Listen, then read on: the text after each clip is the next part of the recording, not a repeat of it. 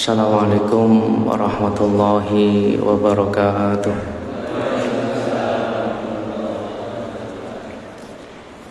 Innal hamdalillah, segala puji hanya milik Allah Subhanahu wa taala. Nahmaduhu, kita memujinya, wa nasta'inuhu, kita juga memohon pertolongan kepada Allah, wa nastaghfiruh, kita juga memohon ampun kepada Allah Subhanahu wa taala. Wa na'udzubillahi min syururi anfusina, kita juga berlindung kepada Allah Subhanahu wa taala dari buruknya jiwa-jiwa kita. Wa min sayyiati a'malina, dan juga kita berlindung kepada Allah Subhanahu wa taala dari buruknya amal perbuatan kita.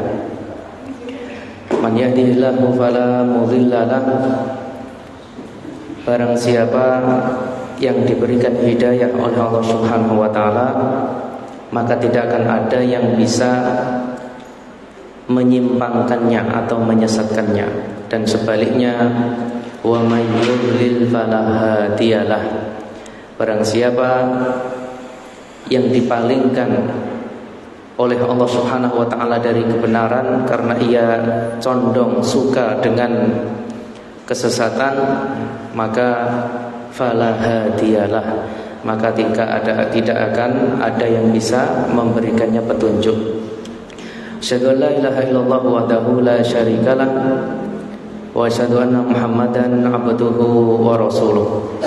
Allahumma shalli wa sallim wa barik ala nabiyyina wa sayyidina Muhammadin wa ala alihi wa ashabihi wa man tabi'ahum bi ihsanin ila yaumiddin.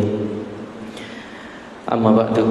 Ma'asyiral muslimin, Bapak Ibu jamaah Masjid Al-Qamariyah yang semoga Allah Subhanahu wa taala menurunkan rahmat, keberkahan dan ridhonya untuk kita semuanya. Allahumma amin. Alhamdulillah, kembali kita mengawali pujian dengan memuji Allah Subhanahu wa taala dalam pertemuan ini.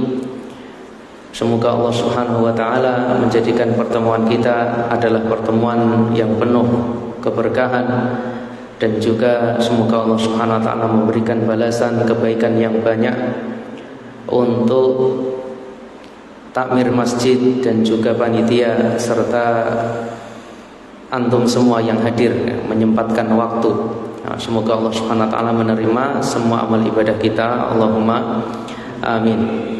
Salawat beriring salam tidak lupa marilah kita haturkan untuk suri tauladan kita, Nabi Agung, Nabi besar, Nabi Muhammad sallallahu alaihi wasallam. Juga teruntuk keluarga beliau, para sahabat beliau, dan seluruh umatnya yang setia hingga hari kiamat kelak. Alhamdulillah, Bapak Ibu sekalian, kembali kita melanjutkan belajar bersama, mengkaji di antara sunnah-sunnah pelajaran ajaran syariat yang diajarkan oleh Nabi dalam keseharian kita, yang mana kita bisa mengamalkannya. Ini tidak terasa sudah sampai poin 20. Ternyata sunnah-sunnah sebelum tidur itu sangat banyak. Akan tetapi kita diajarkan oleh baginda Rasul Nabi kita Nabi Muhammad sallallahu alaihi wasallam, bagaimana dikabarkan juga oleh Aisyah radhiyallahu anha, bahwa amal ibadah itu yang paling utama adalah yang kontinu, yang ajeg, yang langgeng, yang istiqomah, walaupun sedikit. Jadi misalnya kita tidak bisa mengamalkan semua ini sampai sudah poin ke-20 membaca ayat kursi. Nah, ini mari kita pilih mana yang mudah bagi kita dari amalan-amalan sebelum tidur ini. Jadi jangan sampai satu pun misalnya kita tidak mengamalkan, padahal pilihannya banyak, doa-doanya banyak. Maka Di antara yang hendaknya kita bisa amalkan adalah tadi sedikit walaupun rutin walaupun sedikit. Jadi misalnya sebelum tidur kita menjaga wudhu dan tidur dengan berdoa yang paling singkat, Bismillahirrahmanirrahim amutu wa ahya. Atau mungkin dengan kita berbaring di sebelah kanan, niatnya mencontoh Nabi, kemudian berdoa, Allahumma qini adzabaka yauma tab'atsu ibadak. Seperti yang sudah kita pelajari pada pertemuan sebelumnya. Ya Allah, jagalah diriku pada hari kelak ketika Engkau membangkitkan hamba-hambamu. Jadi amalan ma'asyiral muslimin itu adalah yang paling baik, adalah yang istiqomah walaupun sedikit. Pernah suatu ketika Aisyah radhiyallahu anha, beliau membawakan perkataan Nabi, ahabbul a'mali ilallahi adwamuha wa in qallah. Ya, ini masih pembukaan. Ini belum kita lanjutkan. Biar kita mengetahui inti dari amalan-amalan yang bisa kita pilih sehingga kita bisa merutinkannya. Apa tidak menakjubkan misalnya jenengan bisa mengamalkan setiap sebelum tidur pasti berwudu. Kapan mengamalkan itu? Sejak SD sampai detik ini misalnya, Masya Allah, itu luar biasa. Atau mungkin sejak saya tahu hadis itu sampai detik ini, Masya Allah. Jadi ini sudah luar biasa. Makanya kata Rasulullah, amalan yang paling Allah subhanahu wa ta'ala cintai adalah yang paling langgeng, yang paling kontinu, yang paling ajek, walaupun wa in qalla, walau senajan saidik, walaupun sedikit. Sholat duha 2 rakaat, tapi luar biasa. Sudah berapa tahun ngamalkan, walaupun mungkin gak perlu ditanya, ternyata saya sudah ngamalkan sholat duha 2 rakaat itu sejak saya masuk Islam. Misalnya ada yang mu'alaf, Masya Allah, karena tahu tentang hadis keutamaan sholat duha atau wasiat dari Rasulullah misalnya. Jadi itu yang disampaikan oleh Rasulullah. Bahkan ketika Aisyah ditanya tentang amalannya Rasulullah, pernah beliau ditanya, wahai ummul mukminin. Jadi semua istrinya Rasulullah SAW itu bagi kita kaum muslimin adalah ibu, ummul mukminin, ibunya orang-orang beriman. Beliau ditanya.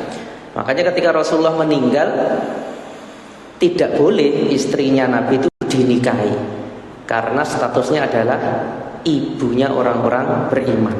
Beliau ditanya, wahai ummul mukminin, bagaimanakah amalnya Rasulullah itu?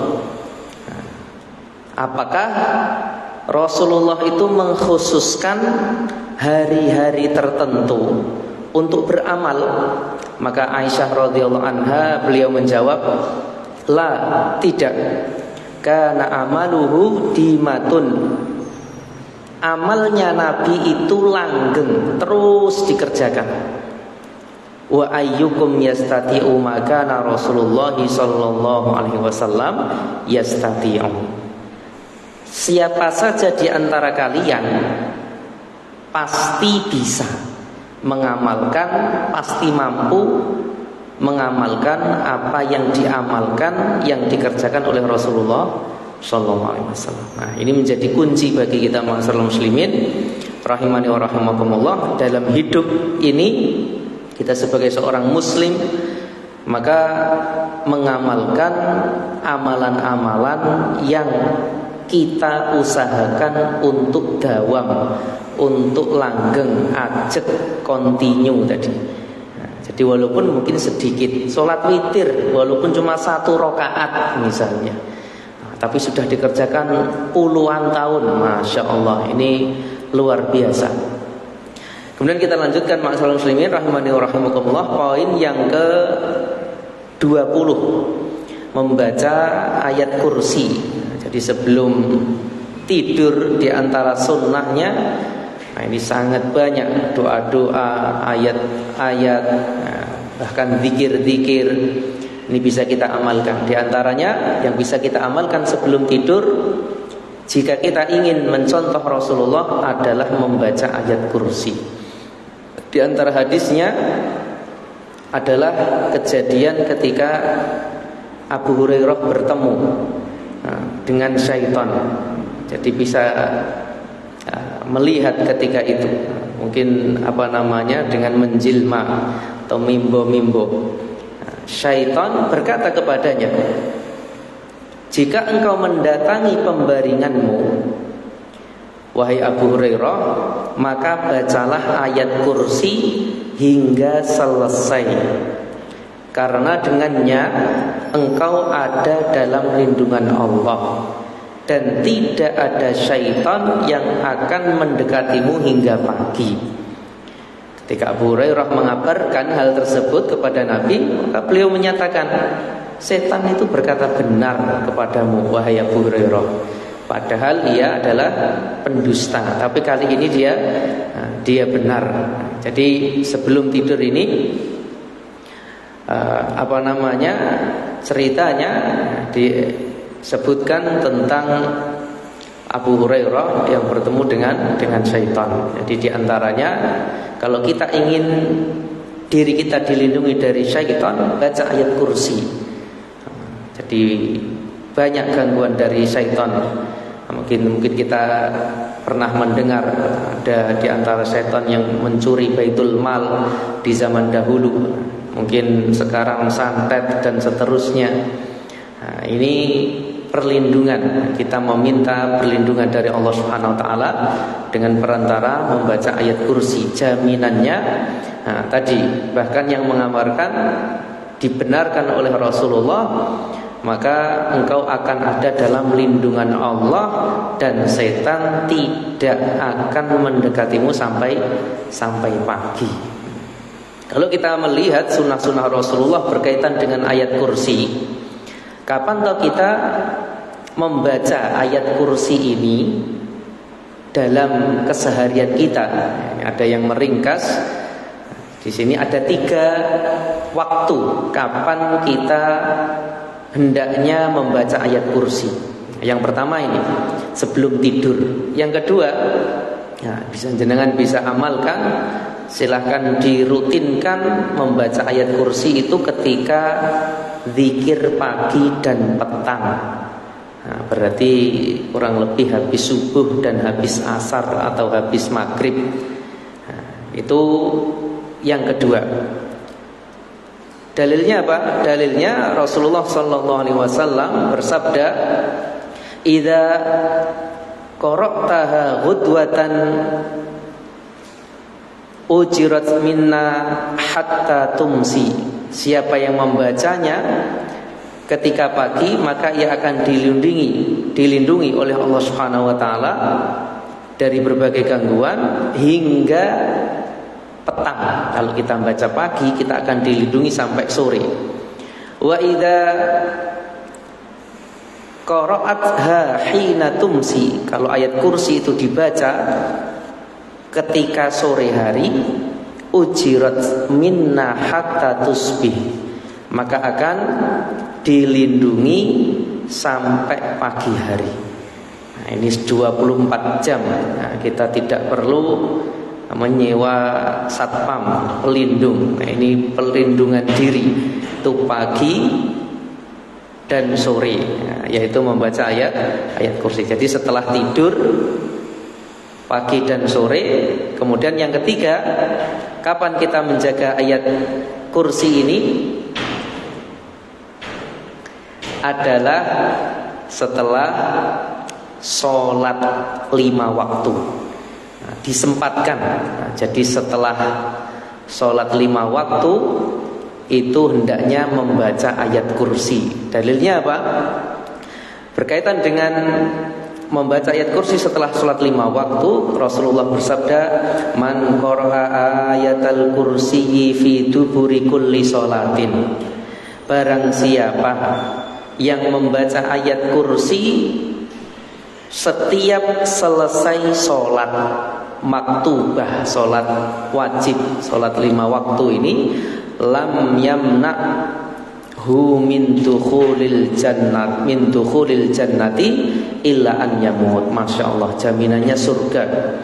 Nah, niscaya tidak ada yang menghalanginya masuk surga selain kematian.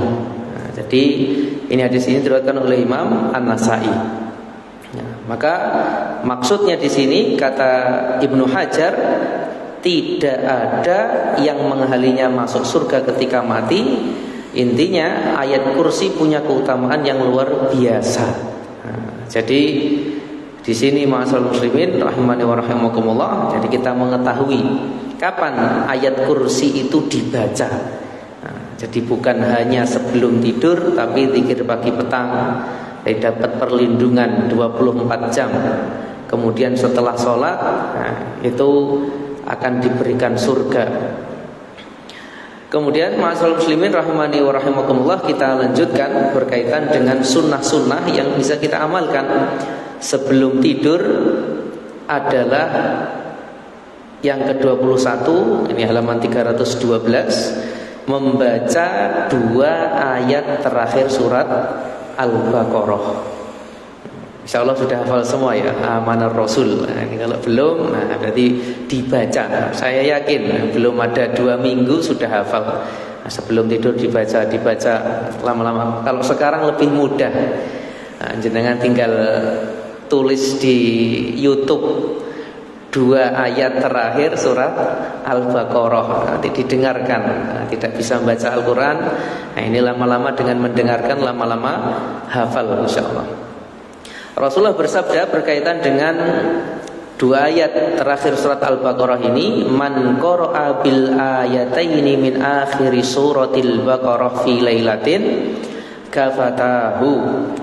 Man sapa wonge qara'a sing maca bil ayataini kelawan 2 ayat min akhiri suratil Baqarati, saking akhiri surat Al-Baqarah, fi lailatin ing dalam sawengi, jadi semalam dia di malam itu membaca 2 ayat terakhir surat Al-Baqarah, yaitu Amanar Rasul sampai selesai, kafatahu, maka 2 ayat itu akan mencukupinya. Jadi ini diantara amalan lagi. Nah, jadi kalau kita kumpulkan sangat banyak. Nah, jangan tinggal milih. Nah, ketika longgar, ketika pas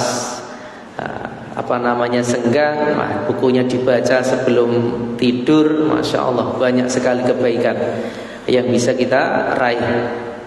Kemudian yang ke 22, ma'asyiral muslimin rahimani wa rahimakumullah. Oh ya, mari kita coba kita baca surat 2 ayat terakhir surat Al-Baqarah. Kita renungkan artinya. Artinya sangat indah. Kalau kita mau merenungkan dari surat Al-Baqarah, yaitu 2 ayat terakhir surat Al-Baqarah. Amanar rasulu bima unzila ilaihi mir rabbihi wal mu'minun. Amanar rasul, Rasul Muhammad, maksudnya Rasulullah, beriman kepada apa yang Allah turunkan kepadanya, yaitu Al-Quran dari Tuhannya. Bima unzila ilaihi mir rabbihi wal mu'minun. Demikian pula orang-orang beriman. Saya masih ingat dulu pas ujian di pondok itu, ustadznya pernah buat soal seingat saya. Apa dalilnya bahwa kita harus beriman dengan semua rasul? Enggak hafal. Yang saya hafal ini, saya tulis amanar rasulu bima unzila ilaihi rabbi wal mu'minun. Ada kan wal mu'minun. Kita beriman. Alhamdulillah ternyata betul. Pasti koreksi. Betul. Padahal mungkin yang diinginkan ustadznya bukan itu. Tapi kita juga termasuk dalil bahwasanya kita orang-orang yang beriman meyakini dengan apa yang Allah turunkan kepada Nabi kita, yaitu Al-Quran. Demikian pula orang-orang yang beriman di sini. Kullun amana billahi wa malaikatihi. Semuanya beriman kepada Allah, malaikatnya, wa kutubihi, dan kitab-kitabnya, Zabur, Taurat, kitab-kitab sebelum kita mengimani semuanya. Wa rusulihi, dan semua rasul-rasulnya. La nufarriqu baina ahadim mir rusulih. Kita tidak membeda-bedakan antara satu dengan yang lainnya dari para rasul tersebut. Wa qalu, dan mereka berkata, sami'na wa ata'na, kami mendengar dan kami taat. Masya Allah, para rasul, Rasulullah sallallahu alaihi wasallam dan orang beriman semuanya sama. Qalu sami'na wa ata'na, ghufranaka, ya Allah ampunilah kami. Ghufranaka Rabbana, ya Allah ampunilah kami. Wa ilaikal masir, dan kepadamulah tempat kami kembali. Nah, ini yang ayat yang terakhir lebih indah lagi. La yukallifullahu nafsan illa wus'aha. Allah Subhanahu wa taala tidak membebani seseorang melainkan sesuai dengan kemampuannya, kesanggupannya. Yakin kita hidup ini pasti kita mampu. Ada yang bekerja keras, bekerja kasar, ada yang kerjanya di kantor, ada yang diberikan ujian anak, ada yang diberikan ujian istri, diberikan ujian harta, diberikan ujian kedudukan, diberikan ujian ini dan itu. Yakin kita mampu menjalaninya. Nah, maka orang beriman itu optimis. Yakin la yukallifullahu nafsan illa wus'aha. Karena sesungguhnya dengan kita membaca surat Al-Kafirun ini berarti kita telah membebaskan diri kita dari kesyirikan. Yang mana kesyirikan adalah dosa yang paling besar, yang mana Allah tidak akan mengampuni dosa syirik ketika dia meninggal dalam kondisi berbuat kesyirikan, naudzubillah. Tapi kalau bertobat pasti Allah ampuni. Jadi Rasulullah SAW menjelaskan kepada kita kalau ayat kursi itu memberikan perlindungan. Kalau dua ayat terakhir surat Al-Baqarah itu memberikan kecukupan. Kalau surat Al-Kafirun itu melepaskan diri. Kita berlepas diri dari yang namanya kesyirikan. Karena inti dari surat Al-Kafirun adalah kita berlepas diri, kita baro'ah. Jadi ini diantara ayat yang indah. Bahkan kita sering membaca. Tadi imam kita membaca di surat Maghrib. Saya yakin di tempat jenengan, di masjid-masjid, di musola-musola itu kalau sholat Maghrib diantara surat yang dibaca adalah surat Al-Kafirun, ya kan? Nah, ini kalau kita mau merenungkan artinya, nah ini luar biasa. Nah, ternyata surat Al-Kafirun ini artinya sangat dalam kalau kita mau merenungkannya. Nah, jadi nanti kita akan coba bacakan di surat yang lain. Ternyata apa namanya, di antara yang mengatakan kafir itu bukan hanya apa namanya perintah Allah di surat Al-Kafirun. Bahkan Fir'aun itu pernah menyebutkan bahwa Nabi Musa itu kafir. Maksudnya apa? Tidak berterima kasih. Jangan bisa lihat di surat Asy-Syu'ara ayat 19. Fir'aun berkata kepada Nabi Musa, wa fa'alta fa'latakallati fa'alta wa anta minal kafirin. Katanya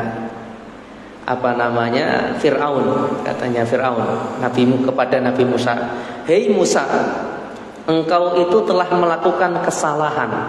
Nah, itu memukul laki-laki yang berasal dari sukunya atau sukunya, dari sukunya Fir'aun, kemudian mati. "Dan perbuatan yang telah engkau lakukan, dan engkau termasuk orang-orang yang tidak tahu terima kasih."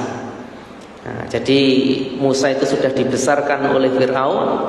Nah, ketika sudah besar, dia justru berbuat salah dan diakui oleh Nabi Musa. Qala fa'altuha, ya saya memang salah, kata Nabi Musa. Tapi intinya di sini kata-kata kafir, kalau kita lihat terjemah, itu adalah orang yang tidak punya atau orang yang tidak tahu terima kasih. Sebagaimana orang kafir ada orang muslim, itu karena dia, kenapa disebut kafir? Karena dia telah Allah ciptakan, Allah berikan rizki, Allah tunjukkan kebaikan, justru tidak mau beribadah kepada Allah, malah beribadah kepada makhluk. Ada yang beribadah kepada matahari, pada rembulan, kepada bintang. Ada yang mungkin beribadah kepada nabi sesama manusia. Ada yang menyembah patung, tumbuhan, hewan. Nah, ini berarti dia tidak berterima kasih kepada Allah Subhanahu wa ta'ala. Nah, maka ma'asyiral muslimin rahimani wa rahimakumullah, surat Al-Kafirun ini merupakan surat yang luar biasa. Nah, dan kita ketika membaca surat ini sebelum tidur, berarti kita telah berlepas diri dari kesyirikan. Berarti kita sudah berlepas diri dari dosa yang sangat besar, yang mana kalau kita renungkan dalam surat Al-Kafirun ini disebutkan oleh Ibnu Abbas radhiyallahu anhu, di dalam Al-Quran tidak ada yang lebih menjengkelkan dan dibenci iblis dibanding surat Al-Kafirun. Ini kata Ibnu Abbas, ulamanya para sahabat, karena isinya adalah tauhid dan menolak kesyirikan. Jadi surat yang paling dibenci oleh iblis adalah surat Al-Kafirun. Makanya kita berusaha mengamalkannya. Ini kalau kita lihat di ayat dari surat Al-Kafirun itu kan, masya Allah, belak-belakan bahasanya itu, gak tedeng ngaling-ngaling. Kul, katakan wahai Muhammad, ya ayyuhal kafirun, wahai orang-orang kafir, jelas di situ. Makanya dulu sempat, jangan kalau mengikuti berita kan, sempat kan kata-kata kafir itu mau dihapus. Nah, bagaimana mau menghapus dalam Al-Quran? Jelas, kul ya ayyuhal kafirun. Nah, ini nggak bisa. Sangat tegas. Padahal di ayat-ayat yang lain, ya ayyuhan nas, wahai manusia, agak lembut. Kalau ini belak-belakan, terang-terangan. Makanya kata Ibnu Abbas, ini paling dibenci oleh iblis. Di antara yang menegaskan tentang surat Al-Kafirun ini, kalau kita merenungkan, kita baca isinya. A'udzubillahi minasyaitonirrajim. Bismillahirrahmanirrahim. Qul ya ayyuhal kafirun, katakanlah wahai orang-orang kafir, la a'budu ma ta'budun. Ini kalau kita mau lihat di surat tersebut, ternyata kata-kata saya tidak akan menyembah apa yang kamu sembah itu ada 2 kali. Iya kan?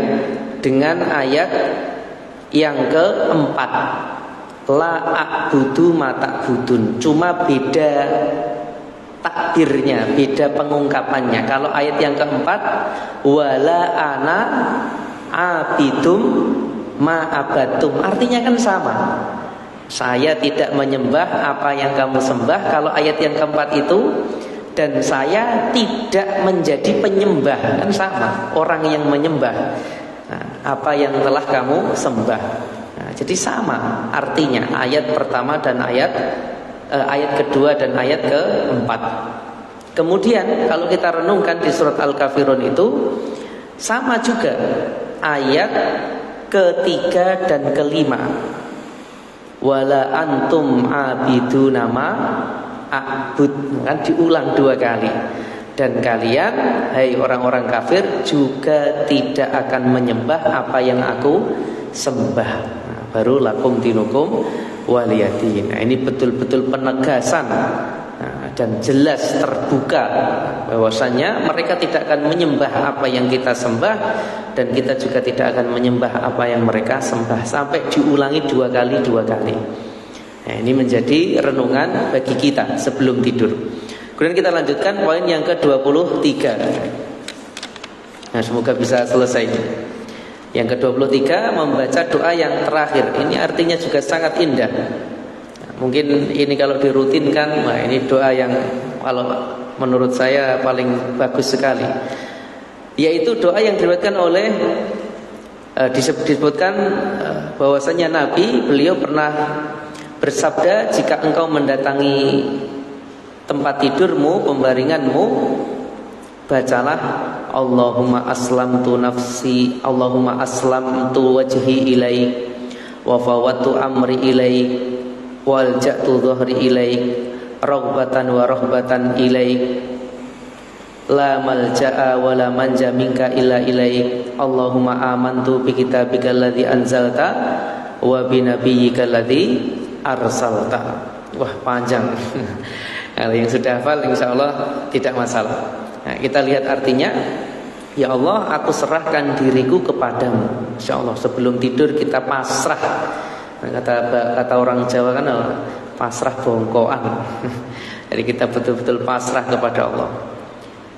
Aku pasrahkan urusanku, wa fawatu amri ilaik, kepadamu ya Allah. Kita banyak urusan di dunia ini, kita pasrahkan kepada Allah. Wa alja'tu dhuhri ilaik, aku sandarkan punggungku kepadamu. Raghbatan wa rahbatan ilaik, dengan rasa senang dan takut kepadamu.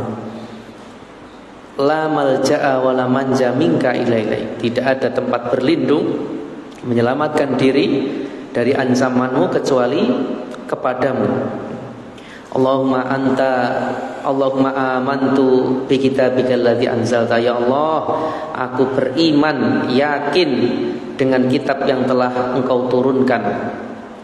Wa bi nabiyyika alladzi arsalta, dan aku beriman kepada nabimu yang telah engkau utus. Maka kalau kita meninggal di malam itu setelah membaca doa ini, maka kita telah meninggal di atas fitrah.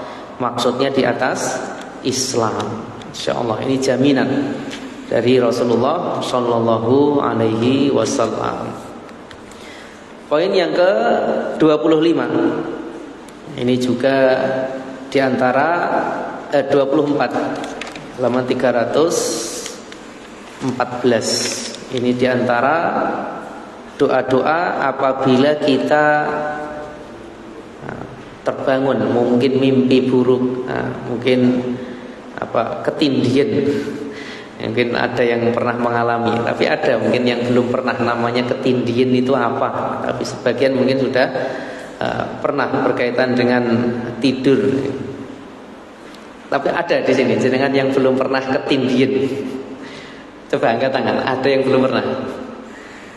Berarti semuanya pernah. Saya pernah bertanya ngajar di pondok itu anak-anak, siapa yang pernah ketindihan? Yang angkat tangan cuma 3 orang. Masya Allah, luar biasa. Di pondok itu ada yang angkat tangan tidak pernah ketindihan. Ya, mungkin ada yang kadang, ada yang pernah, ada yang mungkin sering. Sampai ada dulu pernah pengalaman teman itu yang bisa dibilang sering, dan sampai mengeluarkan suara, sampai kayak dicekik ketika tidur. Nah, jadi ini diantara yang hendaknya kita perhatikan. Ternyata tidur itu syaitan mengganggu kita. Bahkan sampai tidur itu nggak rela kita itu tenang. Makanya di dalam Al-Quran setan itu aduwwum mubin, musuh yang nyata bagi kita. Tidur saja dia tidak ridho kalau kita itu tenang-tenang. Jadi ini diantara amalan yang bisa kita amalkan ketika bangun dari tidur kemudian terkejut. Diantaranya yang pertama, La ilaha illallah wa la ilaha illallahul wahidul qahhar rabbus samawati wal ardi wa ma bainahumal azizul ghaffar.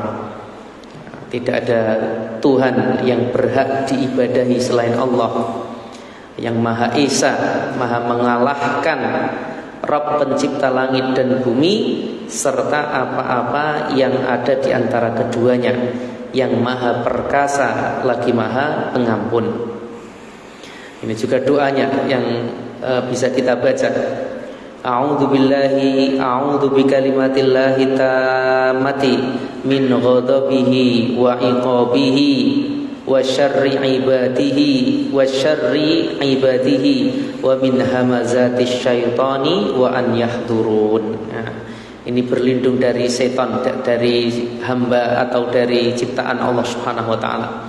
Aku berlindung kepadamu ya Allah dengan kalimat-kalimat Allah yang maha sempurna, at-tamah, min ghadabihi dari kemarahan Allah, wa iqabihi dari siksaan Allah, wa syarri ibadahi dan juga dari kejahatan hamba-hamba Allah, wa min hamazatis syaitan. Kita juga berlindung kepada Allah dengan kalimat-kalimatnya dari bisikan-bisikan syaitan dan dari kedatangan syaitan. Jadi bisa jadi syaitan mendatangi kita ketika kita tidur. Ini ketika kita merasa takut, kesepian, ketika tidur itu hendaknya membaca doa ini.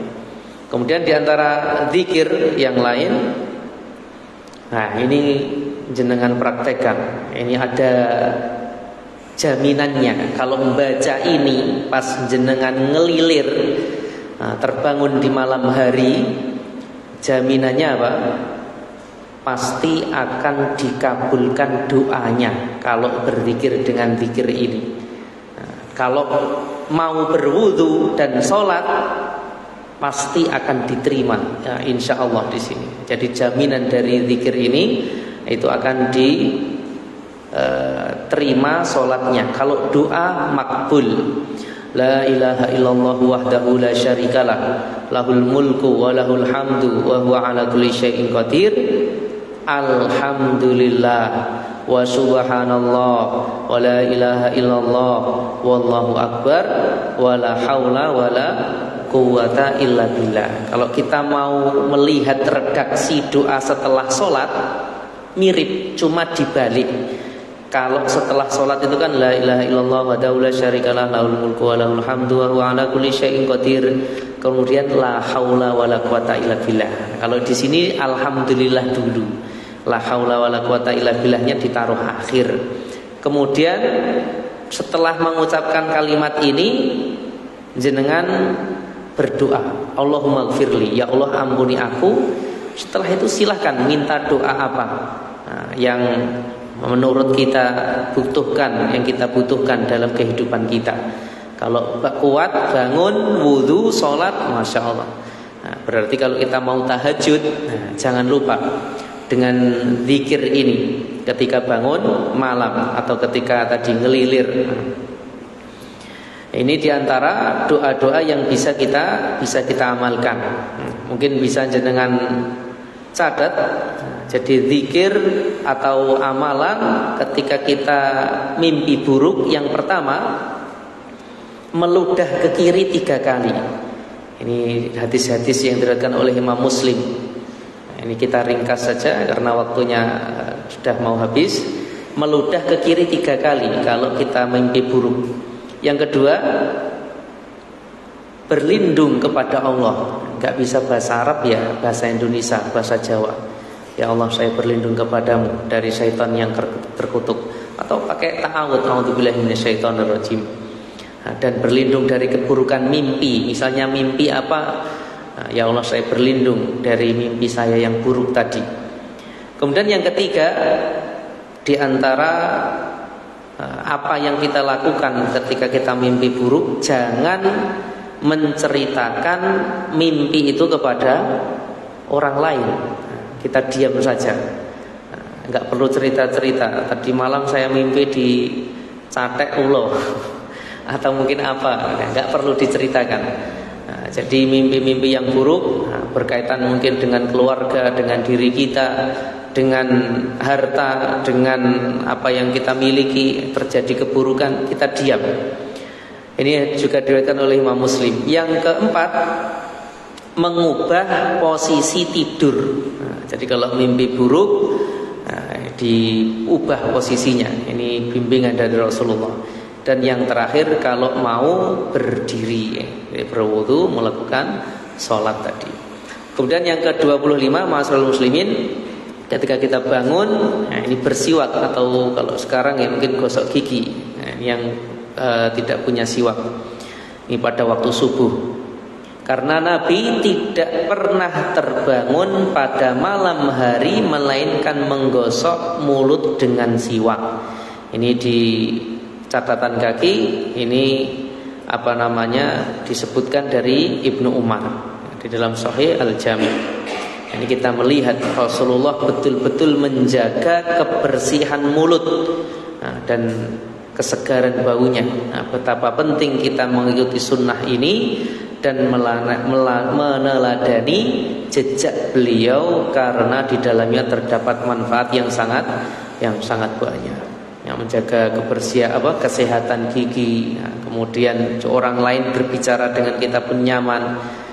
Saya tidak hafal hadisnya, tapi saya ingat ada riwayat kalau kita membaca Al-Quran, apalagi sholat malam, itu malaikat akan mendekat, bahkan sampai masuk ke rongga mulutnya ketika dia sudah membersihkan mulutnya. Itu pernah saya membaca riwayat tersebut. Insya Allah sahih riwayatnya. Kemudian yang terakhir, ini selesai bab kita berkaitan dengan sunnah-sunnah sebelum tidur. Tidur sesuai kebutuhan. Jadi sebagaimana pernah kita sampaikan di awal-awal, jadi ternyata kita hidup di dunia ini menurut kesehatan pun sudah ada takarannya. Jadwal tidur kita, kalau bayi berapa, anak kecil berapa, orang dewasa berapa, lansia berapa, ini sudah ada, makanya kita perhatikan. Tidak dianjurkan menambah waktu tidur melebihi kadar yang semestinya, karena ini akan membuat kita kehilangan banyak kebaikan dunia dan akhirat. Sebaiknya kita tidur sesuai kadar yang dibutuhkan. Islam itu agama yang sesuai fitrah, yang berada di pertengahan antara sikap berlebihan dan cuek, mengabaikan. Jika kita tidak mengambil waktu yang cukup untuk tidur, maka itu bisa memudorotkan, membahayakan diri dan kesehatan. Namun jika kita tidur melebihi kadar yang dibutuhkan, maka kita akan terbiasa malas dan tidak semangat. Di samping bisa kehilangan kemaslahatan dunia dan akhirat. Segala puji bagi Allah atas nikmat Islam dan nikmat sunnah. Itulah ma'asyiral muslimin rahimani wa rahimakumullah yang bisa kita pelajari pada kesempatan hari ini. Semoga bermanfaat. Semoga Allah Subhanahu wa taala memberikan hidayah kepada kita untuk bisa mengamalkan apa yang kita pelajari. Allahumma amin. Semoga bermanfaat. Ada kurang lebih yang mohon maaf, kita akhiri dengan doa kafaratul majlis. Subhanakallahumma bihamdika asyhadu an la ilaha illa anta astaghfiruka wa atubu ilaik. Barakallahu fikum. Assalamualaikum warahmatullahi wabarakatuh.